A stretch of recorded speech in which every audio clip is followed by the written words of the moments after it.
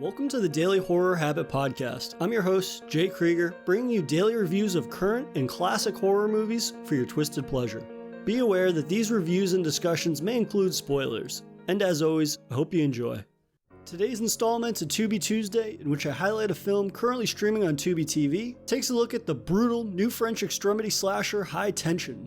Directed and co-written by Alexandre Aja and Gregory Levasseur, High Tension follows Maria, played by Cécile de France, and Alex on what was supposed to be a relaxing remote weekend at Alex's family's farm. But when a mysterious man comes to the home one evening and murders Alex's family, the pair engage in a deadly game of cat and mouse across the backwoods French countryside. A game that may have been rigged from the start. The new French extremity movement is a subgenre that evolved around a wave of French filmmakers pushing the boundaries of what horror audiences could expect from films.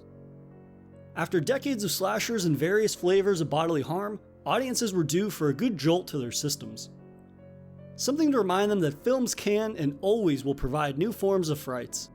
We received such traumatizing delights such as Pascal Lauguer's Martyrs or Julian Maury and Alexandre Bastillo's Inside, two of the most traumatic viewing experiences in my life, but they reminded me that films are capable of taking our expectations and obliterating them into a million bloody, fragmented pieces.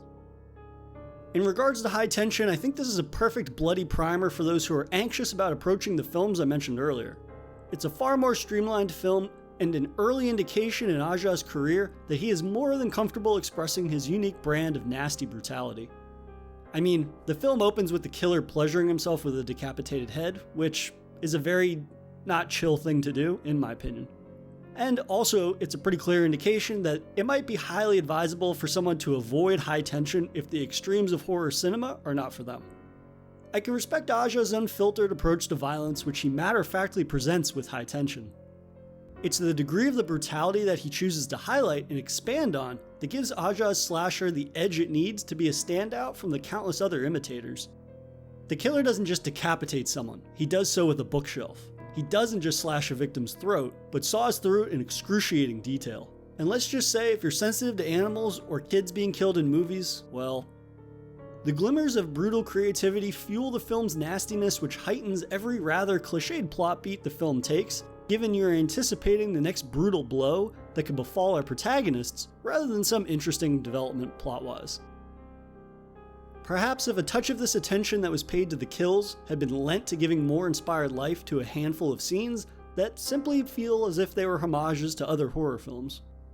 Maria's journey takes her from the farmhouse to a gas station to the woods, with each locale serving as a cat and mouse arena or a brutal moment of violence.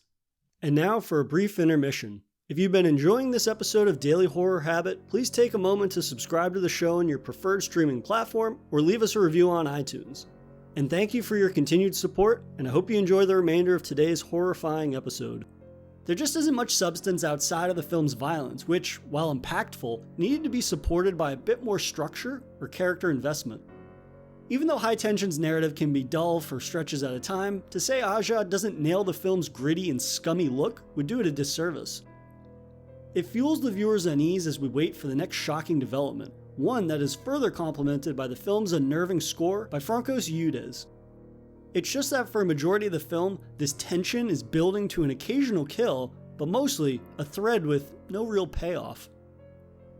That is until the film's twist ending, which I'd like to delve into a bit, so warning for spoilers in 3, 2, 1. Let's get something straight. High Tension has a great twist ending, but the ending itself calls into question, is High Tension's twist better than the movie itself? It's revealed that there is no portly male killer, but it's been a figment of Maria's imagination and that she herself has been committing the killings, thus she was an unreliable narrator. We see a brief flashback of her committing each violent act and realize that she was the wolf in sheep's clothing from the start. This revelation immediately calls into question the first instance we see the killer in his truck, which is nothing but a red herring. That moment aside, Aja's ruse holds up well throughout the course of the film, the viewer always just wondering, is this it or is there more to this, which gives the reveal a nice payoff. The film shifting into psychological horror presents itself as Maria chasing after Alex with a saw through the woods, but Maria changes from her female form to the male serial killer hallucination, making for a very disconcerting and horrifying final scene.